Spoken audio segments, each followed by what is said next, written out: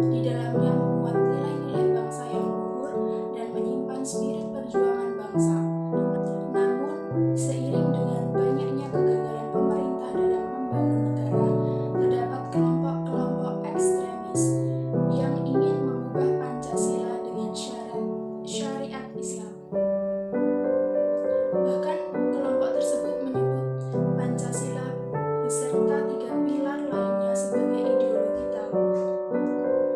Tulisan ini bermaksud membangun makna dan pemahaman baru atas relasi maupun integrasi antara Islam dengan Pancasila dalam kerangka falsafah kebangsaan, sekaligus berusaha menawarkan alternatif pemikiran dan interpretasi mengenai basis teologis filosofis proses integrasi Islam dan Pancasila, sehingga dapat disimpulkan bahwa Pancasila lebih dari sekadar bangunan ideologi negara bangsa, tapi juga mempresentasikan suatu konstruksi teologis filosofis yang membuat prinsip-prinsip keislaman. Bahwa apa yang diusung oleh Pancasila secara keseluruhan termasuk visi Islam yang memberikan pemahaman bahwa perumusan ide Pancasila sejatinya diilhami oleh konsep dan nilai-nilai keislaman. Apa yang diusung oleh Pancasila secara keseluruhan menjadi visi Islam dalam risalahnya. Hanya saja keduanya secara eksistensial memiliki hak otonomi tersendiri. Artinya bahwa Islam adalah agama dan Pancasila adalah ideologi. Pancasila tidak akan menjadi agama dan agama tidak akan menjadi ideologi. 5 sila dalam Pancasila. Yang pertama yaitu sila ketuhanan yang Maha Esa. Pada prinsipnya sila pertama menegaskan bahwa bangsa Indonesia dan setiap warga negaranya harus mengakui adanya Tuhan. Ini merefleksikan bahwa Indonesia pada umumnya merupakan bangsa religius. Kesadaran akan Sang Pencipta tumbuh subur di kalangan pemeluknya karena ladang agama-agama dipupuk dan dipelihara. Agama-agama diberikan tempat untuk hidup dan berkembang oleh pemerintah dan masyarakatnya. Pada penganutnya bebas mengembangkan keimanannya kepada Tuhan Yang Maha Esa. Frasa ketuhanan Yang Maha Esa dalam sila pertama merupakan kearifan dalam merangkuh dan merangkul keanekaragaman agama-agama. Frasa ini menggambarkan sebentuk perjumpaan dan titik temu agama-agama, juga titik temu seluruh lapisan masyarakat pemeluknya. Sila ini menekankan fundamen etis religius atas bangsa Indonesia yang bersumber dari moral ketuhanan dan sekaligus pengakuan akan pluralitas keagamaan. Islam memandang sila pertama Pancasila sebagai dasar keimanan dan ketauhidan. Menurut Islam, bahwa dimensi keimanan terletak pada individu masing-masing. Seseorang tidak diperkenankan melakukan paksaan untuk mengikuti keyakinan tertentu. Demokrasi keagamaan dalam Al-Quran dinyatakan secara gamblang dengan pernyataan tidak ada paksaan dalam agama. Terdapat dalam Quran Surat Al-Baqarah ayat 256. Ayat ini mengandung 2 sudut pandang hukum. Hukum agama menggarisbawahi tidak boleh ada paksaan sedikit pun untuk beragama, dan hukum syariat menekan manusia agar mengikuti keimanan tertentu dalam situasi terpaksa. Menurut Zakiyuddin Badawi, paksaan menyebabkan manusia bekerja di bawah pengaruh eksternal, bukan dorongan nurani sehingga pilihannya tidak dapat dipertanggungjawabkan.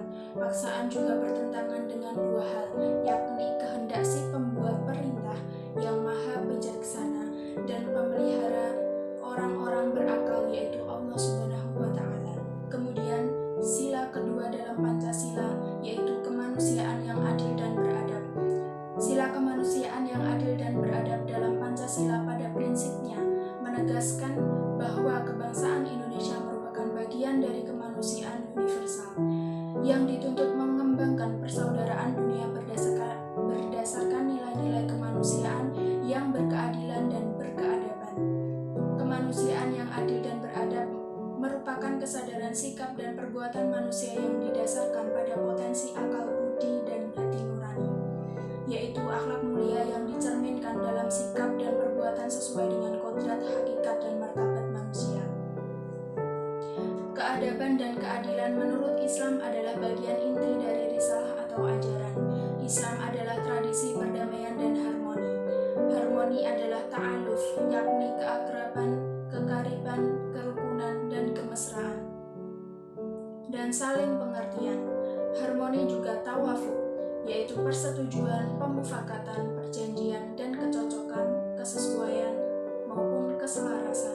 Sila kedua Pancasila juga mengajarkan bagaimana untuk saling menjunjung tinggi nilai-nilai kemanusiaan dengan memperlakukan manusia secara adil dan jujur, sehingga akan melahirkan manusia yang beradab, sopan santun, humanis, baik dalam tindakan maupun ucapan.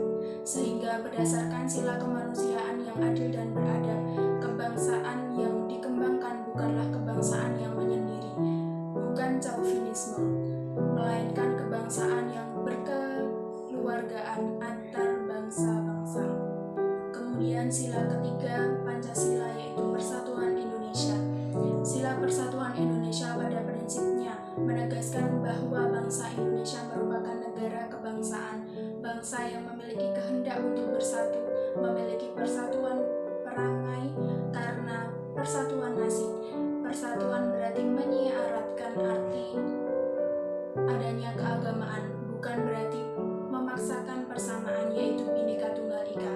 Persatuan dalam hal ini adalah persatuan kebangsaan Indonesia yang dibentuk atas bersatunya beragam latar belakang sosial, budaya, politik, agama, suku, bangsa, dan ideologi yang berada di wilayah Indonesia. Dalam hal ini Islam sejalan dengan konsep Pancasila karena secara konkret Islam mengajarkan tentang upaya-upaya menyikapi keanekaragaman masyarakat dan bangsa, yaitu persatuan dan kesatuan masyarakat perlu dikaitkan dengan persaudaraan. Persaudaraan yang dimaksud ialah persaudaraan universal, di mana umat manusia diikat tanpa mengenal warna, identitas, etnis, dan agama yang dipeluk. Nilai-nilai tentang persaudaraan ini sangat jelas disuratkan dalam Al-Quran, seperti semua muslim adalah bersaudara, terdapat dalam Quran surat Yunus ayat 4, dan umat manusia adalah umat yang satu, terdapat dalam Quran surat Al-Baqarah ayat 213. Sila yang keempat yaitu kerakyatan yang dipimpin oleh hikmat kebijaksanaan dalam permusyawaratan perwakilan.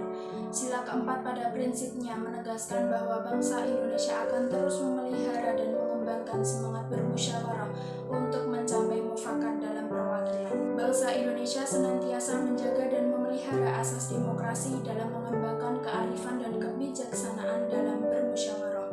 Musyawarah mengatasi arogansi perorangan maupun kelompok untuk mendikte segala kebijakan negara. Karena itu dengan asas kerakyatan negara menjamin bahwa setiap warga negara memiliki kedudukan yang sama di mata hukum dan pemerintahan. Sistem kerakyatan dalam bernegara dan berbangsa ini sejatinya sesuai dengan pesan Islam. Islam menggariskan nilai-nilai tertentu yang dapat dikembangkan menjadi lembaga kerakyatan, kepemimpinan, dan pertanggungjawaban. Islam juga menegaskan bahwa tidak ada sistem teokrasi dalam mengelola kehidupan bersama, karena kedaulatan Tuhan sesungguhnya telah dibagi habis kepada manusia melalui pelimpahan amanat yang dalam Al-Quran disebut istikhlaf, terdapat dalam Quran surat Al-Ahzab ayat 72. Sila kelima yaitu keadilan sosial bagi seluruh rakyat Indonesia. Sila keadilan sosial bagi seluruh rakyat Indonesia pada prinsipnya menegaskan bahwa seyogyanya tidak ada kemiskinan dalam Indonesia merdeka. Secara khusus, keadilan sosial menekankan prinsip keadilan dan kesejahteraan ekonomi, yakni bahwa persamaan emansipasi dan partisipasi yang dikehendaki oleh bangsa bukan hanya terletak pada politik, melainkan juga di bidang perekonomian. Keadilan sosial berarti tercapainya keseimbangan antara kehidupan individu atau pribadi dengan kehidupan masyarakat. Sementara dalam Islam, keadilan adalah manifestasi sosial pertama dari tauhid ketuhanan yang Maha Esa. Prinsip keadilan adalah inti dari moral ketuhanan, landasan pokok peri kemanusiaan, simbol persatuan, dan mantra kedaulatan rakyat. Sebagai risalah profetik, Islam pada intinya adalah seruan pada semua umat manusia menuju satu cita-cita kesatuan kemanusiaan tanpa membedakan ras, warna kulit, etnik, jenis kelamin, kebudayaan, dan agama. Tak satu pun orang, kelompok, atau bangsa